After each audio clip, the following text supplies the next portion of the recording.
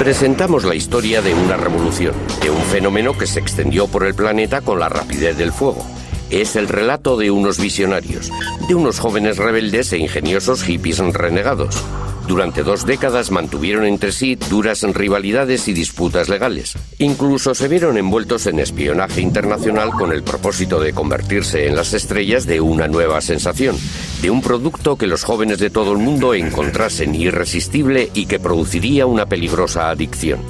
Hoy día es un negocio de miles de millones de euros que supera a Hollywood y que se dispone a superar a la industria discográfica como el negocio de ocio más lucrativo del mundo. Historia de los videojuegos.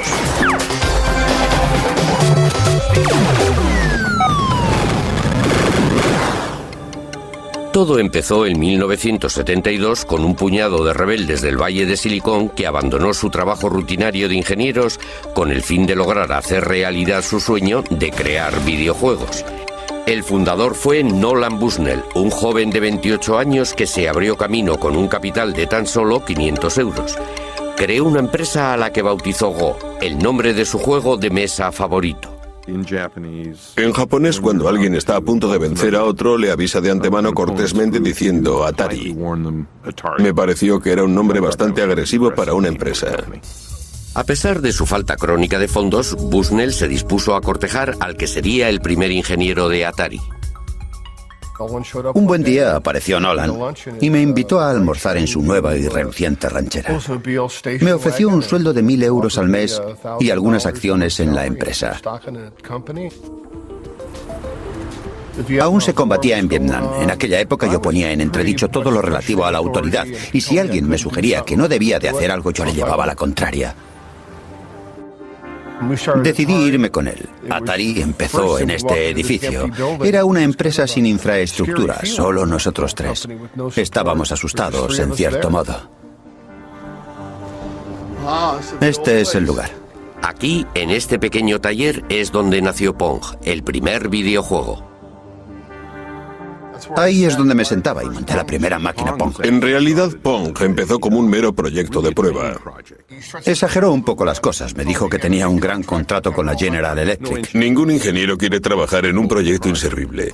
A pesar de que jamás nadie nos telefoneara, visitara o mantuviera correspondencia con nosotros, nunca se me ocurrió pensar que todo fuera mentira. Lo primero que hizo Al fue hacer funcionar las palas y después que la pelota se moviera.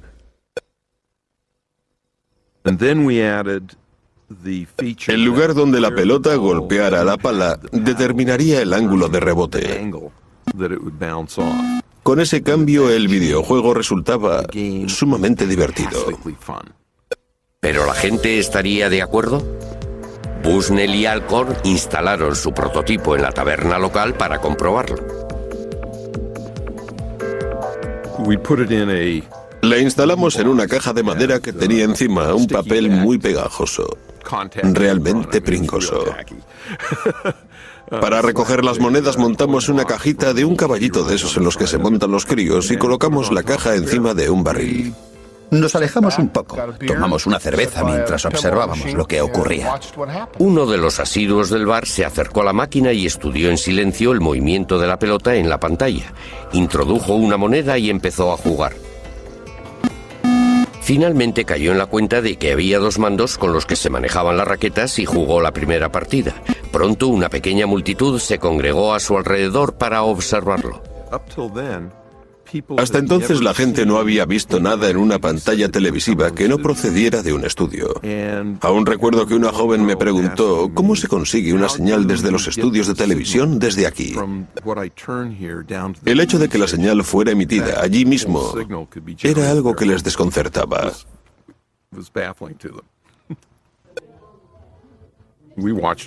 Estuvimos observando todo aquello y nos fuimos a casa. Al día siguiente nos llamaron para decirnos que la máquina se había roto. Abrimos la máquina y comprobamos que el problema era que la caja estaba tan llena de monedas que no cabía ni una más. Pensé, es un problema que fácilmente podremos solucionar. Cuando Nolan vio lo bien que funcionaba Pong, el dinero que estaba haciendo, se dijo, tengo una mina y lo que vamos a hacer es multiplicarla. Atari había empezado su andadura. Bushnell alquiló el local más barato que pudo encontrar, una pista de patinaje en desuso, y allí mismo montaron la primera fábrica. Cuando anuncié en la empresa que íbamos a montar 100 máquinas al día, todo el mundo me dijo: Nolan, estás loco de remate. Como no teníamos ni idea, acudimos a la oficina de empleo y contratamos a gente de la calle, entre la que había personas en libertad condicional y mala gente. Resultó un poco alarmante porque era un trabajo de aficionados.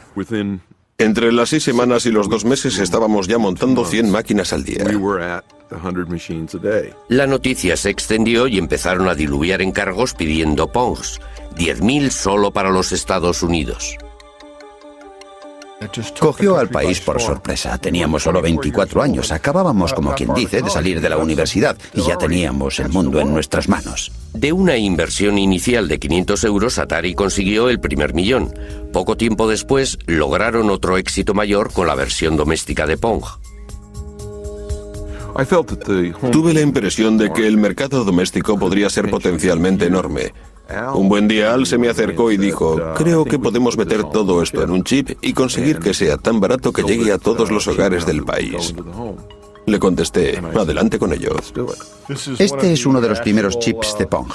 Siguiendo la lógica de las máquinas tragaperras y teniendo en cuenta que estos chips nos costaban solo 10 euros cada uno, podíamos fabricar un videojuego que podría venderse a 100 euros la unidad. Dar con alguien que vendiera el Pong doméstico representaba un reto mayor. No dimos con ninguna juguetería en todo el país dispuesta a comprárnoslos. Fue entonces cuando uno del equipo sugirió que deberíamos intentarlo con el departamento de deportes de los almacenes Sears. Sears nos encargó 150.000 unidades del Pong doméstico para las Navidades de 1975. Presentaba un diseño elegante con el fin de atraer tanto a los adultos como a los niños, e incorporamos el logo de los telejuegos de Sears. Una vez más fue un éxito total para Atari. Sears puso en Pong todos sus recursos de marketing. En 1973 estaba ya a disposición del público lo último en aparatos caseros para videojuegos. Apareció un anuncio y se vendieron todas las existencias. Fue algo maravilloso. El éxito de Atari fue total. Lentos pero seguros, no dejamos de crear nuevos videojuegos. Bushnell volvió a centrarse en los salones recreativos. Estaba decidido a ir un paso por delante de sus competidores. Adoptamos la actitud clara de que íbamos a librar una guerra sin cuartel contra nuestros rivales. Por eso creábamos los juegos, los comercializábamos y los innovábamos. ¡Que arranquen las máquinas! Para conseguir fabricar los mejores videojuegos necesitaba a los mejores ingenieros. Por eso hizo de Atari la empresa de juguetes más atractiva para trabajar del planeta. El recién contratado David Crane admiraba el extraño éxito con el que Bushnell dirigía la empresa. Genial era una palabra que Nolan repetía bastante a menudo. Si a él le parecía que algo era genial, intentaría hacerlo porque pensaba que a todos los demás les tenía que parecer lo mismo. Bushnell animaba a sus jóvenes y brillantes ingenieros a que innovaran constantemente. Mi actitud era que si uno cree de veras en algo, ha de intentar llevarlo a cabo como sea. El tesoro de Bushnell eran las ideas, y ninguna idea, por floja que pareciera, había que pasarla por alto. Todo el mundo debía presentar un par de ideas locas. Es lo que llamábamos abono. Se trataba de ideas que poco a poco íbamos cuajando. A veces las llevábamos a cabo. El flujo constante de tanta creatividad produjo una serie de videojuegos que tuvieron mucho éxito, logrando así que Atari ocupara el cenit del negocio de los videojuegos. Fue entonces cuando se les presentó un problema legal.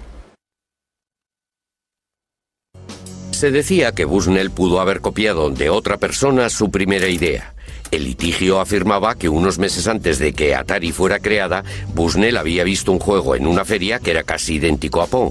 Un diseñador de aparatos de televisión de nombre Ralph Baer había estado pensando en crear unos videojuegos desde los años 50. En 1966 sus ideas cristalizaron mientras esperaba en una parada de autobús en un viaje de negocios que hizo a Nueva York.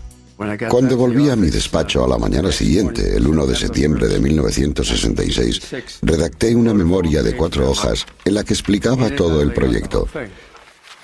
Propuse cosas como videojuegos de deportes, de persecución, de carreras y de coches.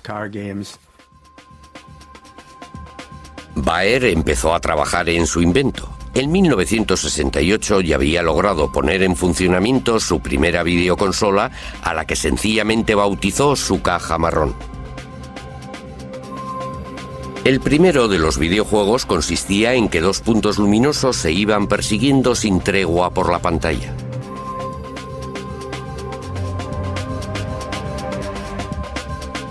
No tardó en aparecer un juego de ping-pong. Esto ocurría 4 años antes de que Bushnell y Alcor aparecieran con su Pong. Magnavox Television firmó un contrato con Baer y produjo una versión muy cuidada de la caja marrón. El Odyssey ofrecía 12 videojuegos diferentes. Cada juego tenía su color, que servía para hacer resaltar los gráficos que se iban superponiendo uno tras otro. Además de los controladores, Baer también sacó el primer haz de luz para los videojuegos en los que había que disparar, un invento que supuso todo un adelanto en su tiempo. El Odyssey fue lanzado al mercado en una feria en 1972 en Nueva York. Fue el mayor éxito de la feria. Todo el mundo, incluida la prensa, estaba entusiasmado. Magnavox presenta Odyssey, 12 emocionantes videojuegos con los que podrás jugar en tu televisor. El 24 de mayo de aquel año, en otra feria en el Valle de Silicon, apareció un nombre en el libro de visitas: Nolan Bushnell. Probó los juegos ofrecidos por el Odyssey. Se divirtió con el juego del ping-pong. El hecho cierto es que vi el juego Odyssey y la verdad, no me pareció un juego muy inteligente. Tanto si Bushnell se había inspirado en el Odyssey como si no, Ralph Baer ya había patentado sus diseños. Esta es la patente, y si uno se fija en la letra pequeña, se puede ver que fue presentada en enero de 1968. Consta de un televisor y debajo tiene 2 controles manuales, uno a cada lado. Magnavox, basándose en las patentes de Baer, denunció a Atari. Nuestra postura siempre fue clara. Dijimos, solo llegaremos a un acuerdo si nos cuesta menos que aceptar un pleito. Después de 4 años de negociaciones, Bushnell y Baer se vieron las caras por primera vez en la escalinata del Tribunal Federal de Chicago en 1976. Antes de ir a juicio, Bushnell y su abogado estaban de acuerdo en pagar una retribución reconociendo las patentes de Baer. Al cabo de unos días acordaron en pagar una cantidad muy razonable. No cabe duda que le salió bien la jugada. Magnavox aceptó una conciliación por valor de 400.000 euros. Ralph Baer logró que se le hiciera justicia, pero no consiguió el reconocimiento internacional que Bushnell disfrutaba por aquella época. Le atribuyeron la paternidad de los videojuegos porque se pasaba el día delante de las cámaras mientras yo permanecía entre bastidores escuchando lo que me decían los abogados. Tranquilo, Baer, tranquilo, que solo tiene tu licencia. Han pasado ya 25 años. Baer está jubilado y padece leucemia. Sin embargo, está decidido a acabar su autobiografía y dejar bien claro para la posteridad cuál fue el verdadero origen de los videojuegos. En cuanto a Bushnell, el acuerdo le resultó barato. Atari estaba ya embolsándose millones. Pero mientras en los grandes almacenes era popular, Atari se enfrentaba a una nueva amenaza que venía del Japón con un videojuego que estaba conquistando el mundo de forma imparable. En 1978, Taito creó un juego que se hizo tan popular en Japón que provocó una gran escasez de monedas de 100 yens. Se vendieron más de 350.000 máquinas de los invasores del espacio, lo que provocó el renacimiento de los videojuegos en los salones de juego. La respuesta de Atari fue sacar al mercado su propia gama de videojuegos espaciales y de tiro. Los brillantes jóvenes ingenieros de Nolan Bushnell fueron los pioneros de una nueva tecnología llamada gráficas vectoriales con una nueva presentación muy llamativa. En 1979, Asteroides se convirtió en el mayor éxito de toda la historia de Atari.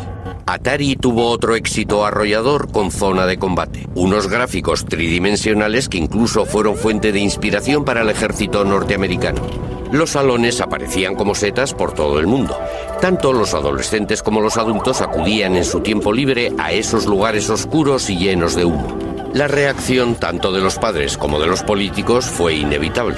En la prensa pululaban a diario historias sobre jóvenes delincuentes y de chavales que hacían novillos. Los salones de juego fueron tildados de cuevas de perdición. Fue entonces cuando Atari presentó una solución. En 1975, sus ingenieros empezaron a trabajar en una nueva idea. Un sistema en el que se podían llevar a casa en unos cartuchos los mismos videojuegos que los que disponían los salones recreativos. Este es el primer prototipo del sistema de videojuegos en cartuchos de Atari. Tiene todos los elementos que se necesitan en un prototipo. Tenemos el cableado y las palancas del videojuego del tanque.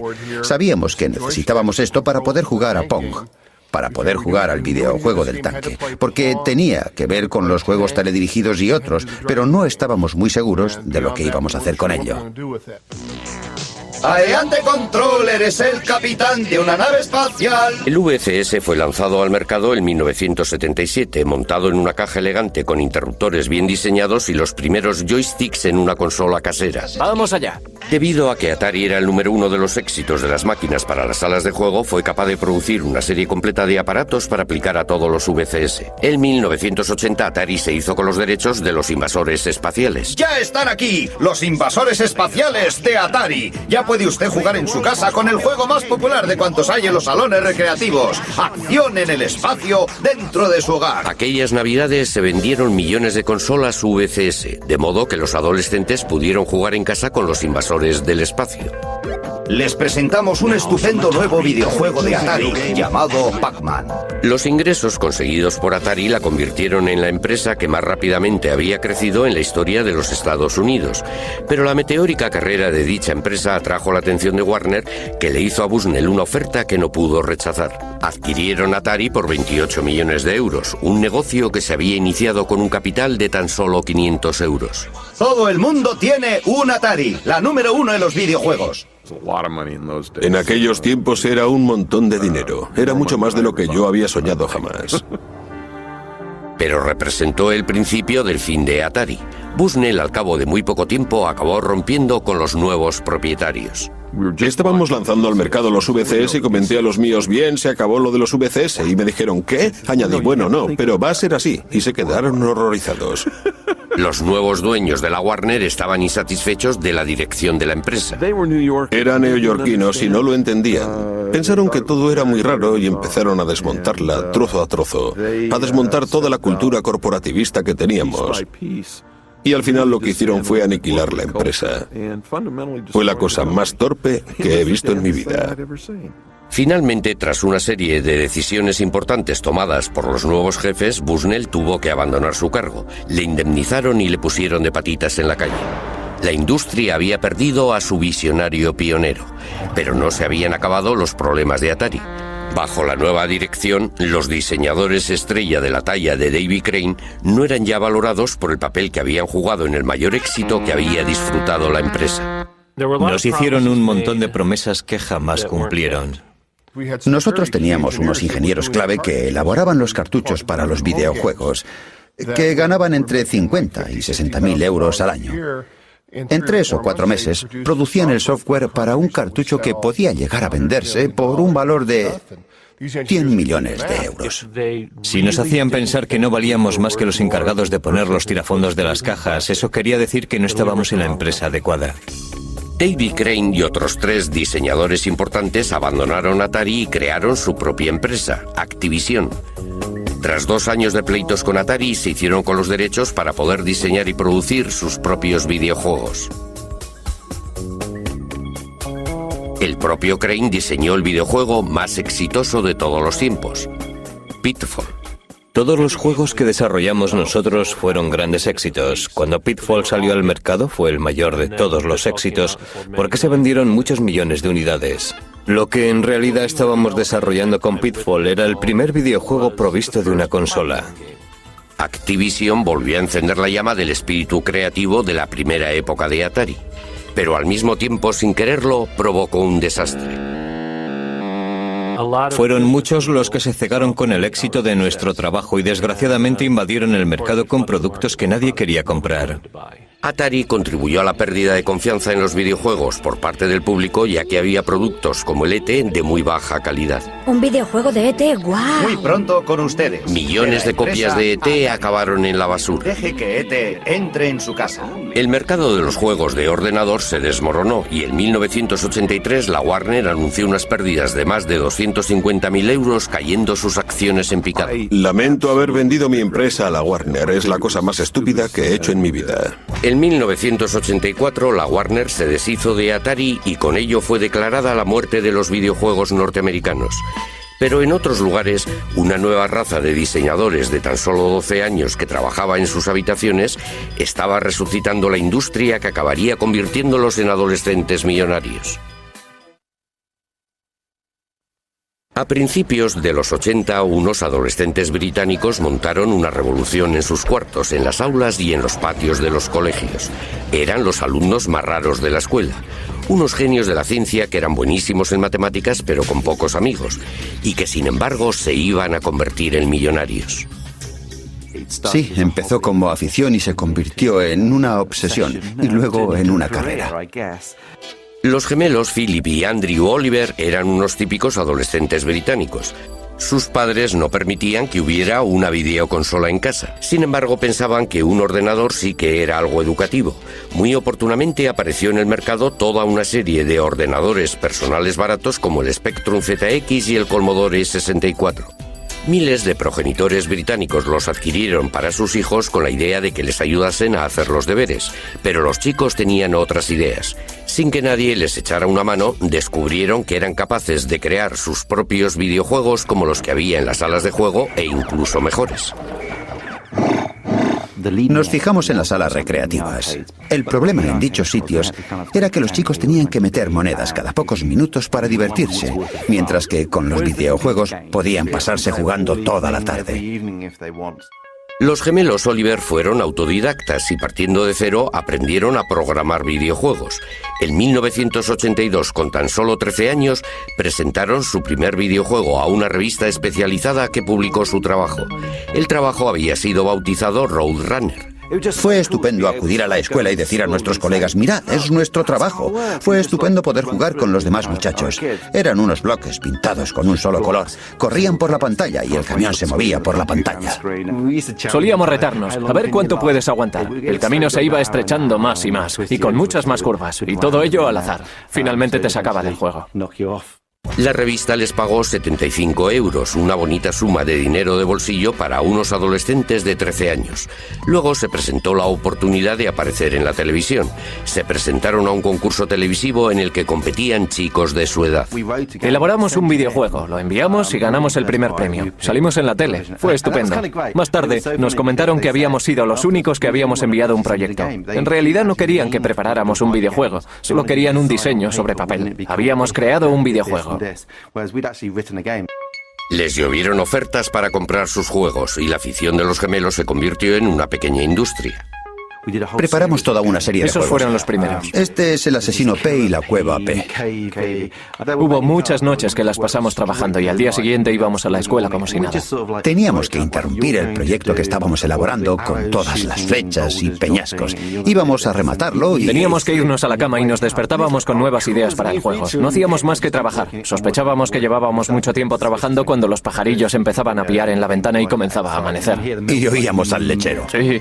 Las revistas distribuyeron sus juegos por todo el país, pero los gemelos consiguieron muy poco dinero. Cuando cumplieron los 18 años, los padres pensaron que había llegado la hora de que fueran a la universidad y de que consiguieran un trabajo serio.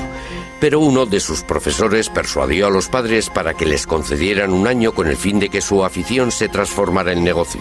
Unas semanas más tarde, todo cambió cuando conocieron a los hermanos Darling.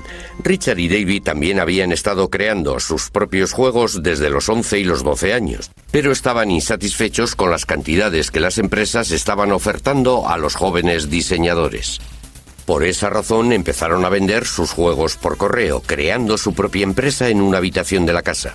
Duplicaban los juegos en una cassette, imprimían sus trabajos y llegaron a vender 1 millón de copias. Con tan solo 17 y 18 años montaron su empresa llamada Codemaster. Fue en su primera comparecencia en una feria con 18 años cuando conocieron a los gemelos Oliver. Vinieron los gemelos Oliver a nuestro stand y nos presentaron una demo con uno de sus juegos que habían preparado de antemano. No paraban de decir, sí, un juego así, os daremos 15.000 euros. Estábamos alucinados. Alguna vez han comentado que se quedaron boquiabiertos, que se quedaron profundamente emocionados, pero lo debieron ocultar muy bien. Nos faltó tiempo para volver a casa. No pudimos conciliar el sueño. En menos de un mes creamos Super Robin Hood, que llegó a ser el número 1 en ventas. Para Navidades ya habíamos vendido más de 100.000 unidades y ganamos 15.000 euros. Era increíble. En cuanto empezamos a vender, ya no pudimos parar. Fue la colaboración más exitosa en la historia de los juegos para ordenador. Calculamos que el 50% de los juegos de Codemaster fueron creados por nosotros. Los gemelos Oliver también estaban trabajando en un proyecto secreto. Querían inventar algo totalmente nuevo, un juego centrado en un personaje animado. Dicho personaje no fue otro que Dizzy. Queríamos presentar un mundo de fantasía. Tuve la idea de que la cara del personaje tenía que ser tan grande como fuera posible, para darle un toque de personalidad. En Codemasters recibieron montones de cartas de fans que hacían toda clase de preguntas. Cada vez que íbamos nos decían que teníamos más correo de nuestros fans. Dizzy fue un éxito internacional, fue el más vendido en todo el mundo. En realidad tuvimos diferentes juegos ocupando los puestos 1, 2 y 3 de las listas de éxitos. Éramos algo así como los Beatles en el campo de los juegos para ordenador. Estos jóvenes millonarios creadores de juegos se convirtieron en personajes famosos ocupando los titulares y alardeando de sus éxitos. Les dio por comprar Ferraris en cuanto conseguimos dinero, pero mi impresión es que los Ferraris no les duraban demasiado. El resultado de tan duro trabajo fue una enorme contribución muy creativa en el diseño de los videojuegos. Eran videojuegos diseñados por los propios jugadores para jugadores. Gracias a la era del ordenador casero, Gran Bretaña contribuye hoy día más que cualquier otro país a la industria de los videojuegos. Recuerdo que le dije a un periodista que un día todo esto llegaría a superar a la televisión. Y ahora mismo, la industria británica de los videojuegos exporta más que la industria del cine y de la televisión inglesas juntas. Pero a principios de los 80, mientras unos adolescentes británicos eran las estrellas de la era del ordenador casero, en Oriente también estaban emergiendo otras estrellas. El centro de la industria iba a desplazarse una vez más. La industria de los videojuegos, que había comenzado con Atari en la costa oeste de los Estados Unidos hacía 30 años, estaba ya dominada por Japón. Los videojuegos casi se han convertido en algo sinónimo con Japón. Ello se debe en gran parte a una serie extraordinaria de videojuegos basados en diferentes personajes. Todos fueron desarrollados en los años 80 por un único genio creador. Desde Walt Disney ningún hombre había tenido capacidad de llegar a las mentes y tocar los corazones de los niños de todo el mundo como Shigeru Miyamoto. Hubo un momento en el que caí en la cuenta de que los videojuegos podrían ayudar a la gente a expresar sus emociones.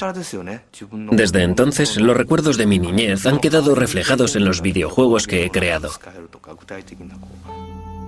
Miyamoto creció en Sonebe, una pequeña ciudad provinciana cerca de Kioto. De niño, en el seno de una familia tradicional, transformó todo cuanto le rodeaba en un mundo de fantasía que empezó a explorar.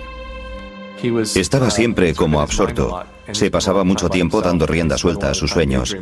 De adulto, a la hora de trabajar, se basaba en la manera de jugar que había tenido de niño. Le recuerdo describiéndonos un paseo a través de un bosque que había cerca de su casa y que en su imaginación era algo extraordinario. Se imaginaba un montón de cosas que estaban sucediendo a su alrededor y que los demás éramos incapaces de ver, como caminos que llevaban a alguna parte. Miraba hacia arriba y no solo veía un trozo de cielo azul, sino que allí veía una trampilla secreta que le conducía a un nuevo mundo. En 1980, Miyamoto ofreció a Nintendo su visión y creatividad. Con base en la antigua ciudad de Kioto, Nintendo llevaba produciendo casi 100 años Hanafuda, los naipes tradicionales japoneses. Pero cuando su presidente Hiroshi Yamoshi se enteró del éxito de los videojuegos, como por ejemplo el de los invasores del espacio, transformó la empresa en una productora de juegos para ordenador.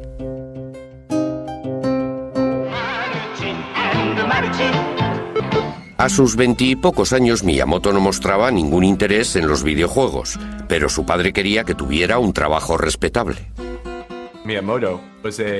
Miyamoto era un artista imaginativo, creativo, inventivo. El último lugar en el que esperaba ir a parar era una gran empresa. Odiaba los ordenadores, no tenía fe en cosas intangibles como por ejemplo la electricidad. El siguiente golpe de suerte fue un aviso de crisis proveniente de Norteamérica. Nintendo había establecido un pequeño cuartel general en Seattle. La época de los salones recreativos estaba en su punto álgido, con Atari a la cabeza, y Nintendo quería un trozo del pastel. La rama norteamericana de Nintendo había encargado 2000 unidades de un juego muy exitoso en Japón llamado Raiders Cop, pero en Norteamérica fue un desastre. Le solicitaron a la oficina principal en Kioto que creara algo que lo reemplazara. Como no disponían de un diseñador, tomaron la decisión de dar al empleado más novato su gran oportunidad.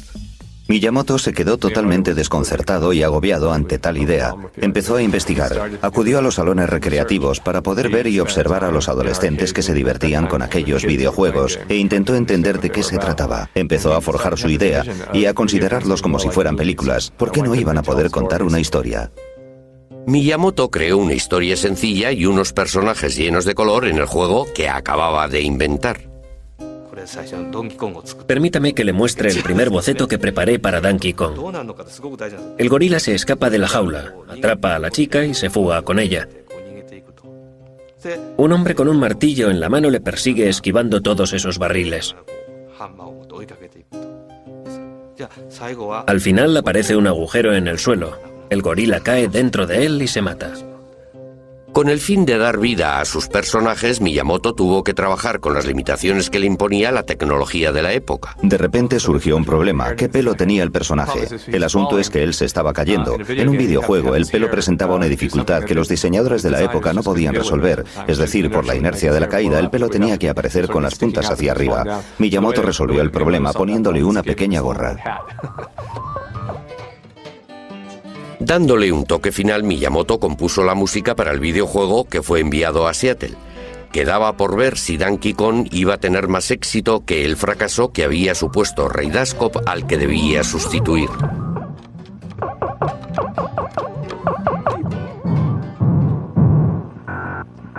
En cuanto los norteamericanos vieron el juego, pensaron que sus homólogos japoneses estaban completamente locos.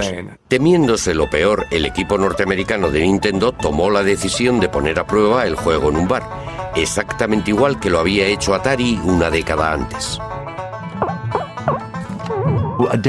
Al día siguiente, volvieron a la taberna Spot. Abrieron la caja del dinero y había 30 euros en monedas de 20 céntimos. Estaba casi a rebosar. Eso quería decir que la máquina había estado funcionando sin parar todo el tiempo que el bar había permanecido abierto, desde la mañana hasta la noche. Comentaron: vaya, qué aberración es esta. Es toda la investigación de mercado que necesitamos. Adelante con ello. Solo en el primer año el juego recaudó 100 millones de euros. Donkey Kong se convirtió en una estrella internacional gracias a una serie de videojuegos de mucho éxito. El primer compañero de Donkey Kong, Jumpman, llegó a tener incluso más fama y fortuna. En 1985, Nintendo anunció el lanzamiento de una nueva consola doméstica pensada para el mercado estadounidense. El sistema de entretenimiento Nintendo, o NES, sus siglas en inglés. Tras el colapso de la industria norteamericana de los videojuegos, muchos expertos pensaron que se habían vuelto locos, pero Nintendo contaba con un arma secreta. Con su nueva creación, Miyamoto consiguió que los videojuegos adquirieran otro nivel. Jumpman se reencarnó en un fontanero italiano de nombre Mario. Mario se convirtió en una atracción universal.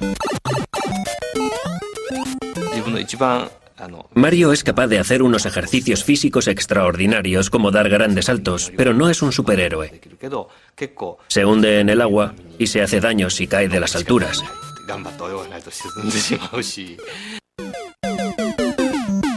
Miyamoto creó un mundo aparte lleno de tuberías, alcantarillas, barrancos y arrecifes para que Mario lo explorase.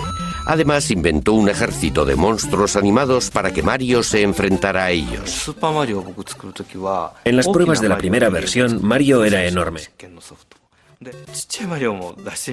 Luego creé al pequeño Mario. El juego cobró más interés con los dos hermanos. Más tarde me pregunté qué comida mágica podría transformar al pequeño Mario en el Mario grande. Fue cuando creé esa enorme seta roja. Estaba creando ese universo maravilloso que él mismo estaba contemplando a través de un espejo. Enseguida aparecieron otras series y Mario se convirtió en una superestrella internacional. En una encuesta realizada en 1987, Mario fue reconocido por más niños norteamericanos que el propio Mickey Mouse. Fue entonces cuando Miyamoto desveló su obra maestra.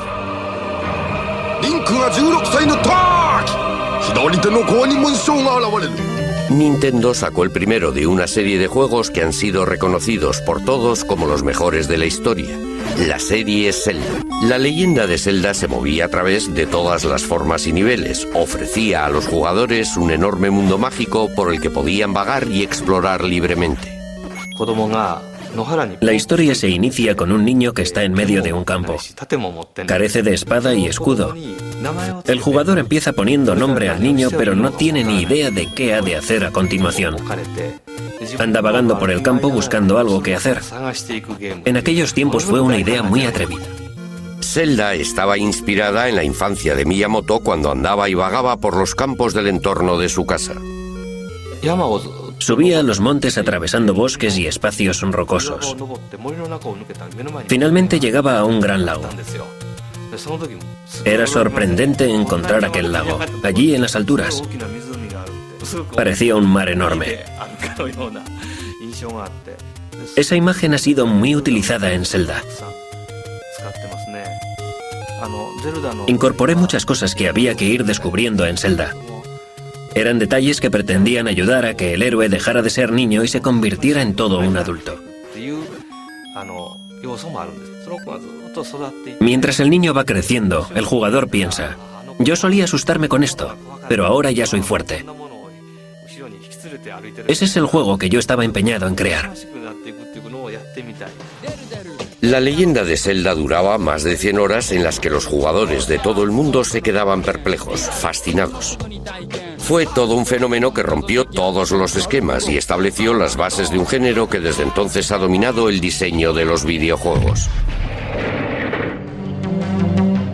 A finales de los años 80, Nintendo vendió más de 30 millones de consolas NES, cientos de millones de videojuegos que supusieron una cuota del 80% de todo el mercado. Nintendo se convirtió en el amo absoluto de la industria de los videojuegos. Lo iba a demostrar al presentar un sistema de videojuegos radicalmente distinto que resultaría atractivo tanto para los niños como para las niñas e incluso para los adultos. Todo cuanto necesitaba era lanzar al mercado el juego perfecto, pero para conseguirlo tendría que disputarlo y arrebatarlo de las poderosas garras del KGB ruso. A finales de los 80 se forjó la amistad entre dos diseñadores que estaban tras el telón de acero. Una amistad que haría a uno muy famoso y al otro muy rico, y que consiguió que el videojuego Boy de Nintendo se convirtiera en una de las máquinas con más éxito de la historia. La clave de dicha amistad estuvo en un videojuego llamado Tetris. En 1988, Henk Rogers, un diseñador de origen holandés, estaba de viaje intentando importar al Japón nuevos videojuegos. La primera vez que vi Tetris fue en una feria de bienes de consumo electrónicos en Las Vegas en 1988. Hice lo que solía hacer, me daba una vuelta por las ferias y escogía los videojuegos que me gustaban para llevármelos a Japón. En eso consistía mi trabajo. Jugaba con ellos. Allí di con un juego realmente bueno. Quise hacerme con él. Alexei Pajitnov hoy día vive en Seattle, pero en 1984 estaba en Moscú donde creó Tetris. Pajitnov estaba trabajando en la inteligencia artificial y en el software que permitiera el reconocimiento de voces. Creó Tetris con el fin de poner a prueba un nuevo ordenador. Mi interés estaba centrado en los rompecabezas y juegos y en toda clase de divertimentos matemáticos. Tetris estaba basado en un rompecabezas tradicional ruso llamado Pentaminos. Hay 12 formas parecidas a esta, y son todas las piezas posibles compuestas de 5 cuadrados. La versión de Pentaminos de Pajitnov contenía piezas compuestas de solo 4 cuadrados en vez de 5. Le puso el nombre de Tetris por derivarse de la palabra griega tetra, 4. Cuando calculé el procedimiento que hacía que girara 90 grados, pensé en cuando uno introduce una llave y hace clac, vuelve a girar la llave otra vez y clac. Fue entonces cuando se me ocurrió la idea de hacer que el juego durara un tiempo real. El genio de Pajitnov se hizo patente al convertir el videojuego Tetris en una carrera contrarreloj. Desaparecieron de la pantalla las líneas completas, haciendo que fuera posible seguir jugando casi indefinidamente. Pero a medida que iban bajando piezas cada vez con más rapidez, el reto iba aumentando constantemente. A medida que el juego va acelerándose, la mente ya no es capaz de pensar tan rápido. Quizás sea el subconsciente el que irrumpe en ese momento del juego, pero va más rápido de lo que uno es capaz de jugar. Es lo que se denomina una zona. Tetris se extendió por el bloque soviético hasta llegar a Hungría, donde lo descubrió Robert Stein. Stein se fue a Moscú, donde conoció a Alexei Pajitnov y negoció con él una licencia para publicar el juego. Por alguna razón desconocida, me ofreció el Tetris original. Tenía la licencia para distribuirlo donde yo quisiera. Es lo que creí. Tetris se convirtió en Occidente en la mayor sensación internacional desde Los invasores del espacio. Cuando Tetris invadió la industria, el resto de la producción quedó anulado. Finalmente tuvo que ser retirado. En Japón, Henk Rogers sacó una versión para la consola doméstica de Nintendo. Sacamos este Tetris en las Navidades de 1988. Acabamos vendiendo 3 millones. Ese fue el momento cuando a Henk Rogers se le presentó la oportunidad del Game Boy de Nintendo. Dije, ¿sabéis? Tengo el videojuego perfecto para el Game Boy. Pero Rogers mantuvo una dura pugna con Robert Stein para asegurarse el control de los derechos de Tetris. Disculpe, yo fui quien descubrió este producto. ¿No debería quedármelo? Cogí el siguiente avión. Sin caer en la cuenta de ello, Rogers y Stein volaron hacia Moscú el mismo día. Permanecieron en el mismo hotel, pero sin llegarse a ver en ningún momento. No funciona la televisión, no funciona la radio.